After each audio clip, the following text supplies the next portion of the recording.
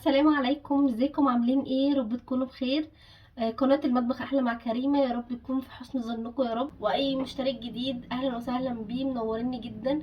حبيت اغير شوية في الفيديوهات واعمل فيديوهات مختلفة شوية. اعذروني شوية لو انا متوترة، بس هو اول فيديو ان انا هعمله معاكم مباشر. ان شاء الله بعد كده الدنيا هتبقى احسن وهنبقى الدنيا اسهل من كده، مش هكون متوترة التوتر ده. هنبدأ مع بعض ونقول اللهم صل وسلم وبارك عليك يا رسول الله. معايا دول 5 كيلو من البطاطس على حسب احتياجاتك، انت هتعوزي قد ايه. انا اقشر البطاطس، تقشريها بالقشاره، تقشريها بالسكينه، انت حره. بس اهم حاجه ان هي تتقشر كويس قوي. كومنتات كده اذا كانت الفيديوهات دي كويسه ولا نعمل فيديوهات اللي هي زي ما كنا بنعملها الاول. قلت يبقى في تغيير شويه في الفيديوهات بحيث ان انتوا كمان ما تزهقوش معايا. ما شاء الله البطاطس طبعا بطاطس جميله قوي، بس ما لقيتش اللي هي بتاعه التحمير دي برضو تمشي وتنفع. هنا خلاص عملت البطاطس كلها وقشرتها وغسلتها زي انتم شايفين كده. غسلتها كويس قوي. خد البطاطس واحده واحده كده، لو فيها اي حاجه زي كده طبعا عادي بنشيلها بكل بساطه، اهي بتتشيل. وبعدين هنبدا نقطعها شرايح، بس يعني تكون سميكه شويه ما تكونش رفيعه. ليه؟ علشان احنا طبعا هنحطها في الفريزر، فلازم تكون يعني ايه الصباع سميك شويه، وعلى حسب برضو اختيارك، بس يستحسن ان انت تخلي الصباع سميك علشان تستحمل معاكي المرمطه بتاعت الفريزر. انتوا شايفين كده تمام، على حسب برضو السمك اللي انت عايزاه، بس انا بحب اخليه يعني السمك كده حلو كده. خلاص خلصت، هزودها بس شويه ميه سخنه كمان وهغطيها واسيبها 8 دقايق على ما تبدا تغلي. يعني هي 8 دقايق من اول ما تحطيها على النار على طول. بدات البطاطايه هي خلاص بدات هتغلي، يعني كده دلوقتي عدد بالظبط 6 دقايق. بصوا البطاطايه لو تلاحظوا، مش عارفه هتبان ولا لا، البطاطايه بدات لونها يتغير بس هي لسه متماسكه، يعني ان هي مش مستويه، هي لسه برضو متماسكه. احنا بس عايزينها كده تمام قوي. يعني انا مش عارفه تباينه ازاي، باينه كده معتقد.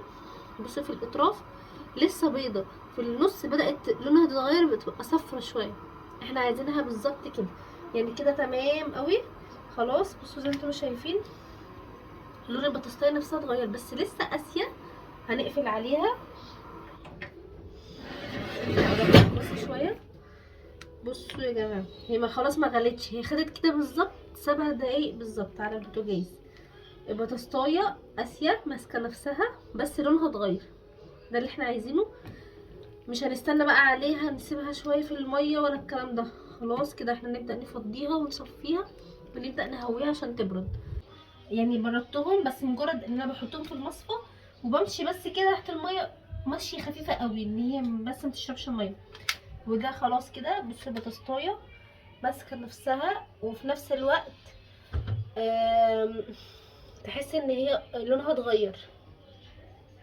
بصوا اي فوطه او اي حاجه انتوا مش محتاجينها مخصصه طبعا للمطبخ والمعجنات والحاجات اللي انتوا بتحتاجيها في المطبخ، هنبدا نحط عليها البطاطس كده.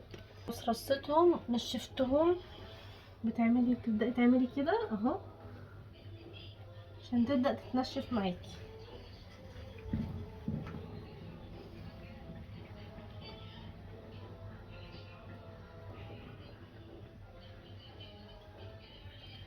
حسيت ان هي اتنشفت، هي مثلا 60%، لسه فيها برضو ميه اكيد طبعا مش هتتنشف 100%، بس حاولنا نشفنا على قد ما قدرنا.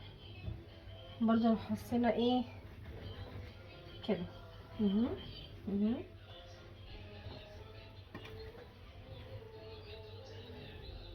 خلاص اتنشفت. فاضل اخر تريكه واحده وبعد كده هنبدا نعبيهم على طول وكده خلاص خلصنا. خلاص انا هنا كده نشفتها وبدات اقسمها لاجزاء. هحط عليها الزيت. بصوا حاجه خفيفه قوي، يعني رشه بس ان احنا عايزين نغلف البطاطايه. بصوا يعني رشه رشه رشه خفيفه قوي. نبدا نقلبها بصوا بقى التتبيله كده تعملوها بالظبط كانها بطاطس جاهزه. تنفع في الاير فراير، تنفع في الفرن، تحطيها زي ما هي كده، ترصيها بس رصه اخف من كده، يعني تكون طبقه اخف من كده، وترش عليها بس رشه زعتر، رشه روزماري، رشه ملح وفلفل، وتدخليها الفرن تطلع معاكي احلى شويه بطاطس محمره.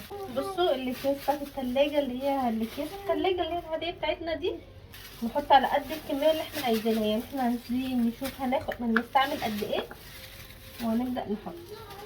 بسم الله.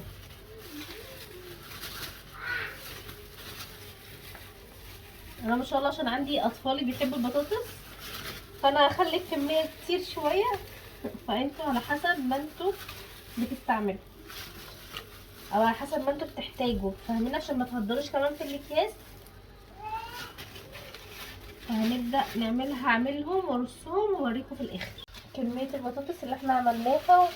وعملت زي ما قلت لكم كل واحد يعني على حسب الاستخدام بتاعه بتستخدمي قد ايه. عملوا معايا ما شاء الله 1 2 3 4 5 6 6 اكياس. زي ما قلت لكم حجم كبير ما شاء الله، يعني الكيس حلو ما شاء الله محترم، بس انا زودت عشان عندي اطفال، فربنا يحسن ما بين ايديكم ان شاء الله. هتحطوهم زي ما هما كده في الفريزر، بس يا ريت ان انتوا تكونوا موزعينهم لحد بس ما يجمدوا. حبيت احمر لكم شويه من البطاطس عشان تشوفوا قد ايه هي كريسبي، بس اعذروني الكاميرا ما كانتش احسن حاجه، يعني نسيت ان انا انضف الكاميرا، عشان كده التصوير طالع مش احسن حاجه. عايزاكم تكتبوا لي في الكومنتات لو التصوير كده كويس، ان احنا نتكلم وانا بصور في نفس الوقت، ولا ارجع للتصوير القديم ان انا اسجل بعد ما اصور وانزل فيديوهات زي ما كنت بنزلها الاول. يا ريت تكتبوا لي في الكومنتات عشان ده اللي هيعرفني ان عجبكم الفيديو، وان شاء الله نحاول نطور من نفسنا. ويا ريت تحطوا لي لايك وشير وتشتركوا في القناه. اشكرك جدا على المتابعه. السلام عليكم.